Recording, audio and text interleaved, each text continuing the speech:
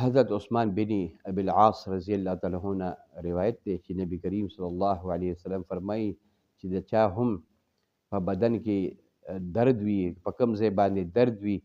نو نبی کریم صلی الله علیه وسلم فرمایي چې په هغه ځای باندې دې لاس کیږدي او درې ځله دې بسم الله الرحمن الرحیم ووایي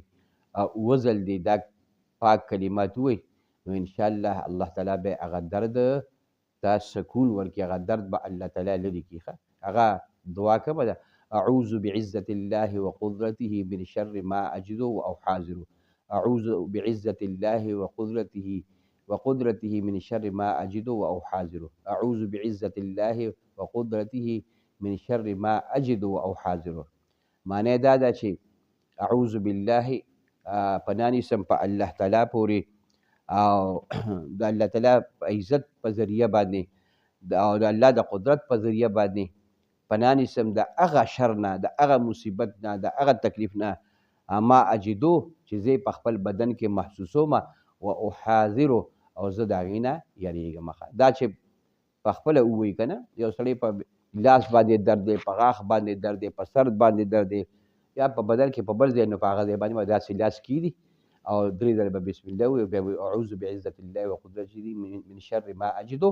و احاذرو. او که نه بل سړی دم کوي، نو بیا به د هغه په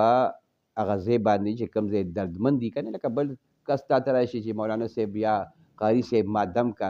په دې ځای مې درد دی، نو په هغه ځای باندې به ولې لاس کیږدي، درې ځله به بسم الله الرحمن الرحیم وایي، خو صرف دا کلمې به لږې بدلې کړي: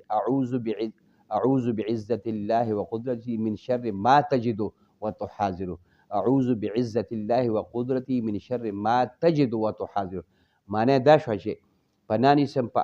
د الله تعالی په عزت او په قدرت باندې د هغه شر نه، د هغه مصیبت نه، د هغه درد نه، د هغه تکلیف نه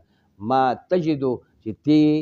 مومې، چې تی محسوسې، وتحاذرو او ته ترې نه یریږي. نو دا کلمې به ووایي، الله تعالی به چې کوم دی د هغه درد لرې کړي. نو دا د درد لرې کولو دپاره نبوي نسخه ده. الله دې موږ ته په دې عمل کولو توفیق